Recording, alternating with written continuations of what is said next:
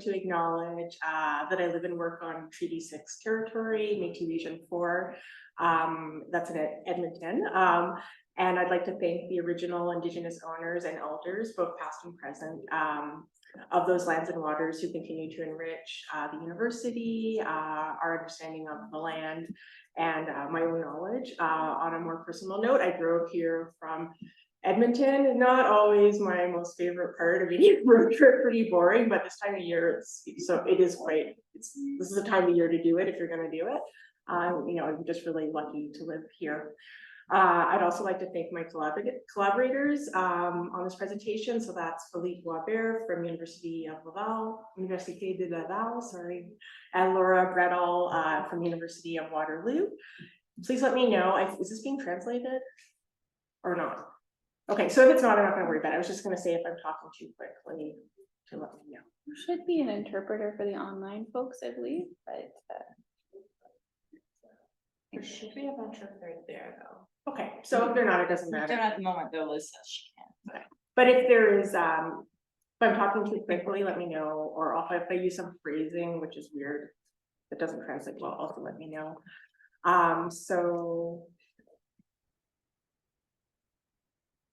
Oh yes, switch slides. Perfect. Next slide, please. Oh no, this one? Yeah, this one. Oh, this is not good. Sorry, I don't see. Okay, sorry. So working in bibliometrics is likely very similar to work. I don't know if you folks are working in knowledge mobilization. Yeah, it's probably similar. So these are the ways I wrote, how do I feel about working in this area? So I put all these things on this slide. And so mostly I'd say it's lonely and it's tricky in a weird way. It's very political. And so this may resonate with you. So one advantages that I have is that I am part of a team. So our library has a research impact team. And so I have other members on this team. So they have their main job and then I have part of their time spent working with me, which is great because we can brainstorm, we can come together as a community, we can try and solve problems together. And also I have a group to gossip with, which is the best part of it. But I'm the only member of this team who does this 100% of the time. And so sometimes I feel like I'm so far down in the rabbit hole that it's impossible for me to get out, make it back to the surface and see things with any clear perspective at all. But really put the lens on everything that I see. So in 2021, Laura Bredahl from Waterloo and I got together and we decided to hold an event for people working or interested in bibliometrics in Canada. So that would include analysts, bibliometricians, researchers, librarians, and really anyone with any kind of interest in this. And so through Laura, somehow we were able to get CARL, which is the Canadian Association of Research Libraries, to sponsor this event. So in the event, which was virtual, of course, because it was 2021, we introduced the idea of the community of practice, and we also tried to gauge interest in the idea of having a community of practice. And then we also did introductions via chat. There were a lot of introductions that happened, and we also had a Google Doc where people could fill out the Google Doc, but there were so many people attending that the Google Doc kind of crashed and I had to create another one on the fly. Anyways, I guess the discussion was really good, and I guess the greatest thing that happened was that there was this huge amount of interest and a huge amount of excitement, and everybody was like, yes, this is amazing, we want to be part of this. And so after the event, Laura and I met and we had a big discussion about next steps, but then, I don't know, something happened. I think it's maybe tied to just being tired. And there was that Omicron wave that happened a few times. I don't know if you remember that, 2022. I had COVID twice, I remember that. And it kind of fell off our radar, but it fell off our radar in a way where I would wake up at 3 o'clock in the morning and be like, oh my God, I'm supposed to do something about this and I haven't done anything and I'm such a loser. So I was feeling very guilty about it. Then luckily in September of 2022, Philippe Boisvert from Laval sent us Laura and I an email saying, hey, I found out something about this community of practice. Like, what's this all about? And so we met and he had a lot of energy and excitement about it.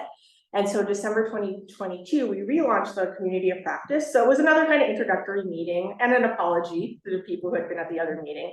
And we also launched a survey to see how members would like to contribute to the community of practice, and yeah, and to gauge their interests. So next slide, please.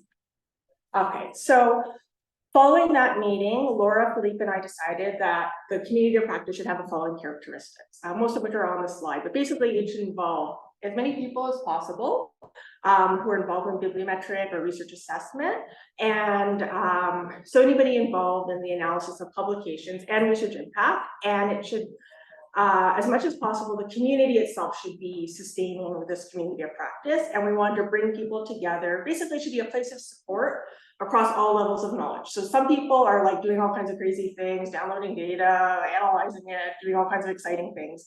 Other people may get an occasional question about like what a journal impact factor is, and they just want to know how to answer that question.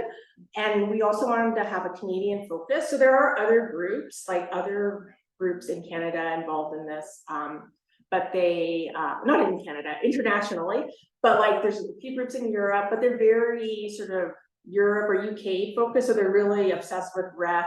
They just get all into that, but we don't have that in Canada, so we don't have that same kind of pressure. So we want to have that Canadian focus and really want to create a place for reassurance and support. So next slide. Okay, so Carl, which I mentioned before, the Canadian Association of Research Libraries, wanted to support our community of practice. And so there's lots of advantages of having Carl involved. So one is that we would have strong bilingual administrative support. So of course we have Philippe on our team who is bilingual and a francophone, but he's also having a baby like later this month. So we're gonna do when he goes away. And also translation is more than just being bilingual. It's like actually a skill and an art unto itself. So it's nice to have that kind of support. Also, it definitely gives us some street cred, especially amongst academic library leadership, because it's a known entity. And if you wanted to attend an event and see you got pushback from your supervisor, if you said it was a Carl event, your supervisor would be like, oh, of course, it's fine for you to be involved in this. And it also gave us the ability to communicate across Canada, and especially to smaller institutions, which actually, I don't know how we would do that without the support from Carl. So that has been good. Next slide, please. So here's the organizational structure. So at the bottom, we have not at the bottom, but in this diagram at the bottom, we have our community of practice members. So you don't get a card, you don't sign up, it's not official. You come and go as you want, depending on your interest.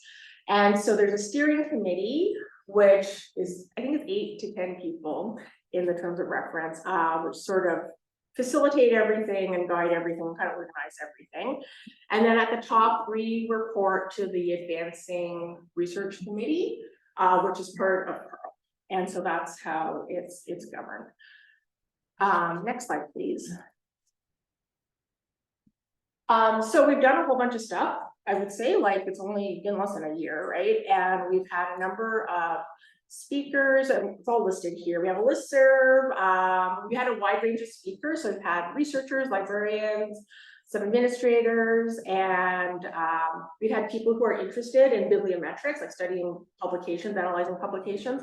But we also have people who are interested in analyzing other types of data. So non-publication based data. We had a session last week. We had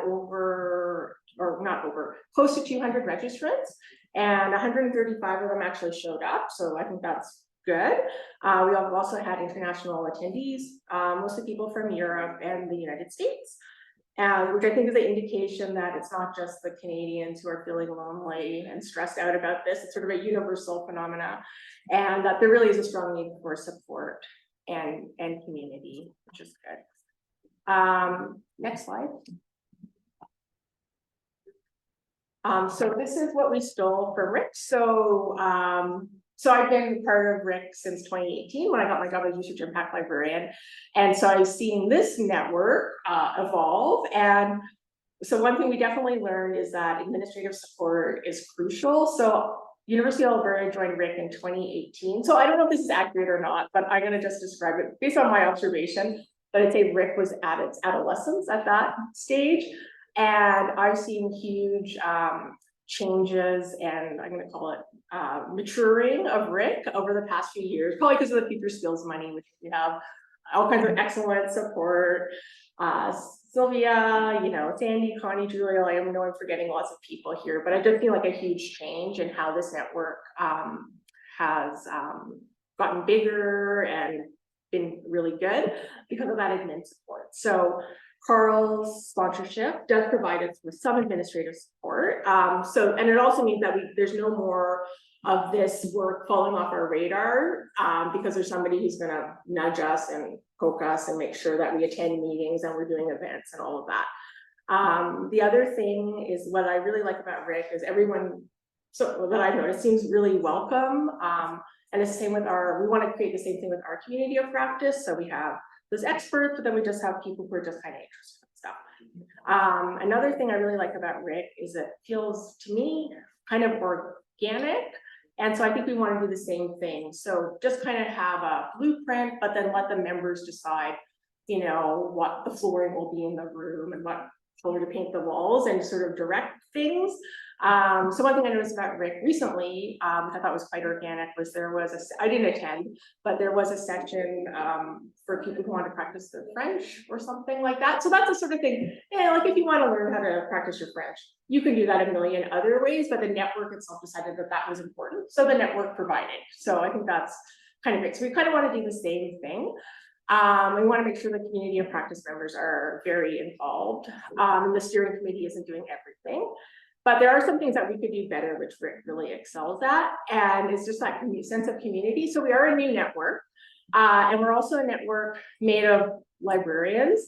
So I don't know if I'm the only librarian here, so probably, but we're more on the introverted side than the extroverted side, and definitely if you're going to a party with librarians, you need to have at least 2 drinks to get through it or something, or I can be promoting drinking, but whatever, it helps. It's not that much fun. Anyway, it's a struggle sometimes. But also we've also been doing things online, and we're also new networks, so who knows. But it was funny because I ran into a group of Rick people at the hotel last night, and then I was informed that there's no budget for wine at this Rick AGM. I was talking about alcohol before, but I think in the past alcohol did kind of help a little bit. So I don't think if we could have a budget for that kind of thing, but just like people, I shouldn't keep on talking about alcohol, but people getting more relaxed, I guess, in the network is what I would like to see happen. Next slide, please. Okay, so can we stop recording now? Yep. Yeah. Just see if I'm able to do that, or if Liz has to do that. Liz, can you stop the recording?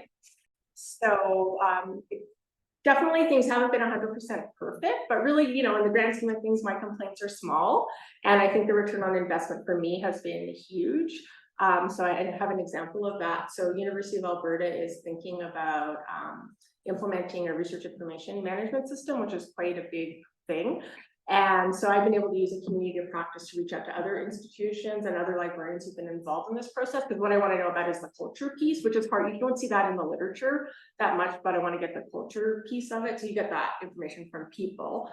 So using the community of practice to access that information has been really, really good. So next slide, which is my last slide, and then just if you want any information.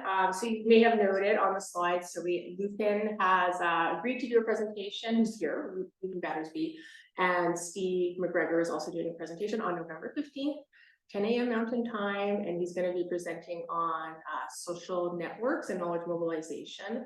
So if you want me, I'll send that out. I'm going to say I probably will forget, but maybe I'll also send it out to Rick members if I remember. Because it's free to attend. Would you like us to promote it? We can promote it. Okay. Our big thing. Yes. Okay. We'll connect. Yeah. Okay. Yeah. So I think that's exciting. And then the listserv is not very busy at all. So you can email Elizabeth and then get added to the listserv if you're interested.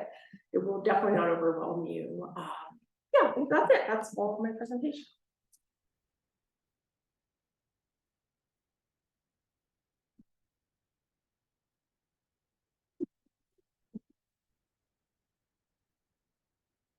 I don't know if there's any questions. Yeah.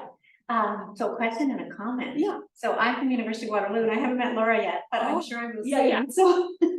So, because we have a community practice, so I would love to Oh, invite yes, your yes. group to Yeah. talk about what you do, because there's definitely some intersections, right? But I'm just wondering your membership itself, how many members like are there in the community practice? Oh, yeah, because it's not official, so I don't think we're really keeping track, but Okay. basically we have around 200 people, you know, more or less are registering to come to the events, and they're Okay. usually around 100, at least 100 have shown up for each one. So, yeah, it's pretty good. Yeah, it's like, it like blows me away. I'm just like, oh, wow.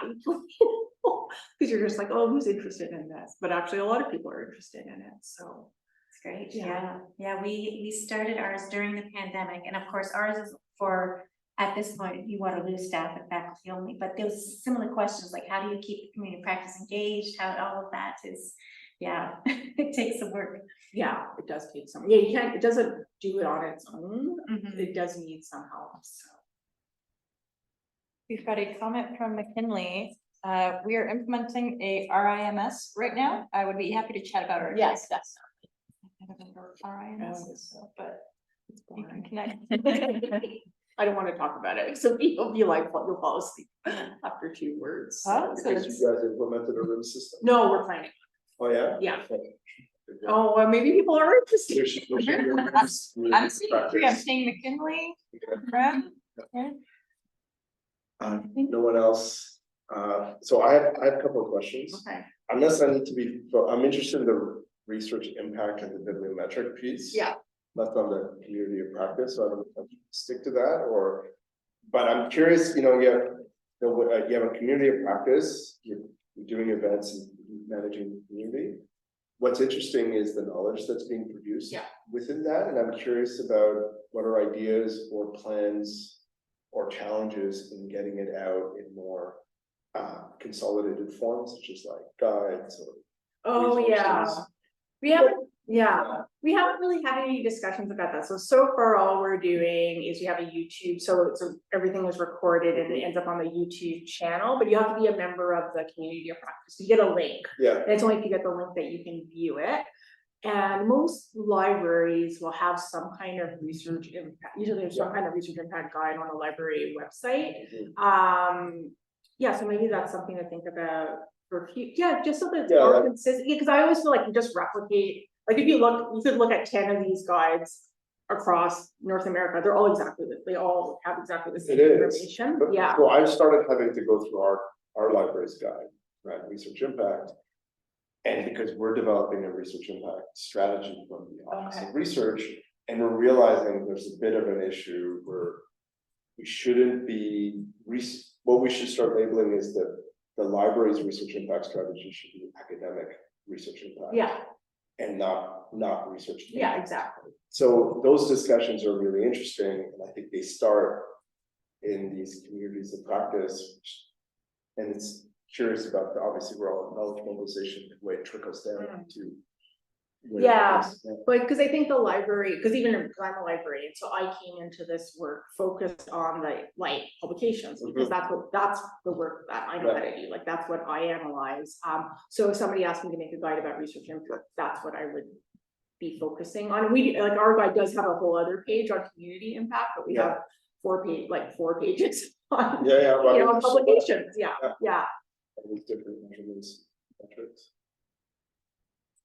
What degree in your community of practice are like the alt metrics and different, even just strictly in the academic realm? Like how much is that talked about, or like what kinds of questions around the bibliometrics and using the value using different types for different purposes, including like alt metrics action? Yeah, are those topics that the those are topics that the community of practice is definitely interested in. Alt metrics specifically, it's part of the data is not as good as our public, but we forget, like, Eugene Garfield started WebAssign in the I want to say like in the early 60s, late 50s. It's been around for so much longer, you know what I mean? And alt metrics is a relatively newer thing. But there's data problems with with the publication data as well, you know, wherever you go. So, yeah, that's like mostly what we, like that, what you just said is like mostly what we do. Yeah, it's like we just all kinds of things, but that's. Do you also talk about the politics within the university because it's used for ranking? Yeah, We're having that discussion. yeah, we do talk about that, maybe more and more, like we haven't had a presentation Yeah. on that.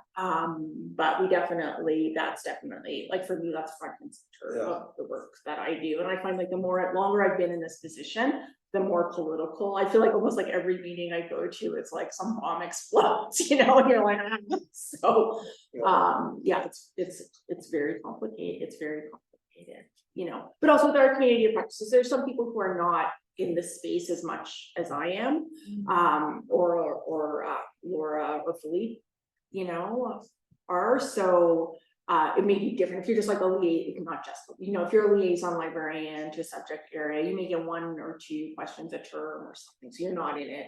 The politics is maybe not as front and center, so.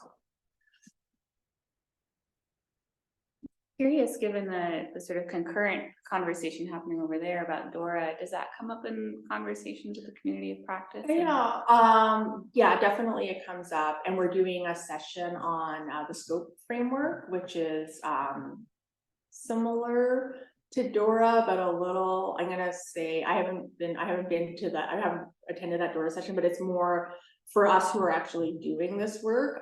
It actually gives us some like practical, like on the ground guidelines to use. So that's a different framework where you start with what the researcher values, and then that's what you try and measure. So you go through this framework around that. Whereas Dora is more focused on like journal, like focus on journal metrics. So it's a little bit different. Yeah, so we're having a session on that on January, and you can attend. It's gonna be January 25th. Also at 10 a.m. I think, yeah, or 11 Mountain Time. Anyways, yeah, I'll let you know about that too. It's a session on the SCOPE framework, which is a framework for assessing research. In norms, Yeah, in norms, yeah, or I-norms. It's actually I said in norms, and then we had them come to the University of Alberta, and I was like, oh, here are the people from the norms, and then they're like, I-norm. January 25th.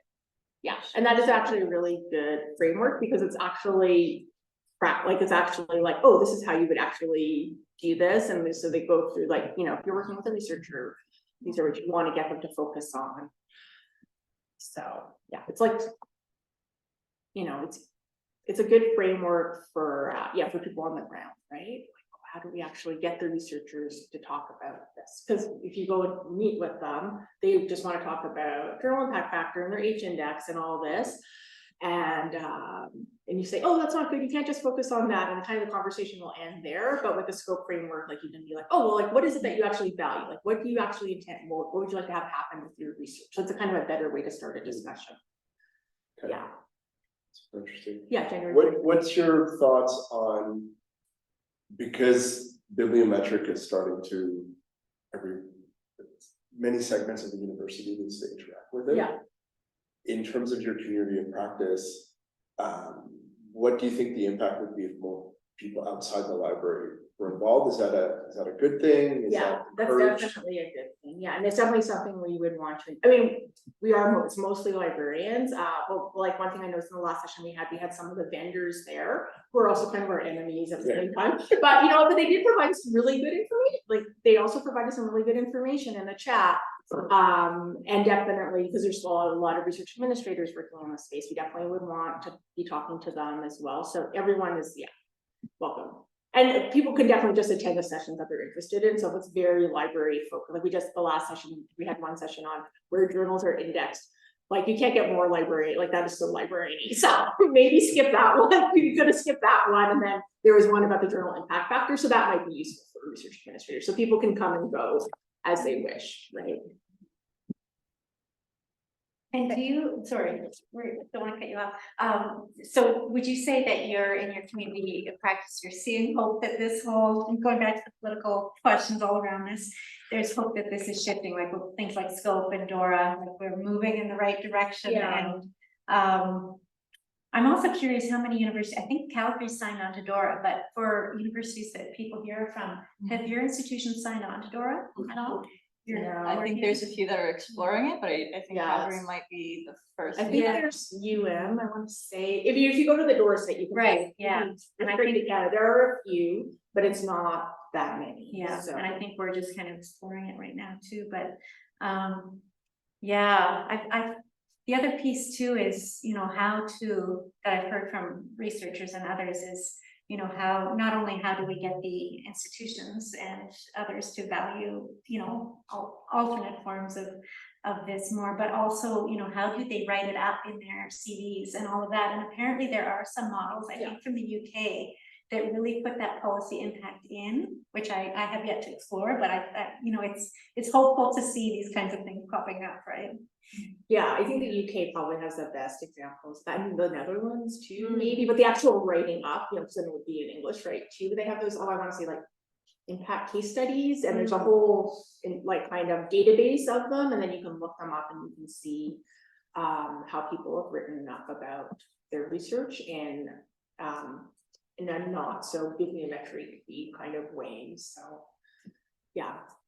Yeah, and that's another thing about having a community practice, that's how you find out about these things, right? Yeah, and the tri-agencies are shifting, I know, they've added in pieces, right? Yeah, and it's kind of weird too, because like in the NSERC, like they have very strict guidelines, they're like, do not use your H-index, they clearly say, do not use your null impact factor, but then they don't provide any guidance. I think that kind of leaves faculty members hanging, well, then I'm not supposed to talk about this, they're not supposed to talk about this, like, am I, like, you know what I mean? Like, it's not, you know what I mean? It's like, they're just like, don't use this, but then they don't say what am I supposed to talk about, especially like if you don't have any patents, or you don't have any, commercialization things, like, I don't know what you would talk about, and you're not supposed to talk about your publications at all, because I do think like having an article published in a high impact journal is something to be, like, we're not, like, we can't forget, like, that's amazing, it's so hard to get into those journals, why would we ignore that?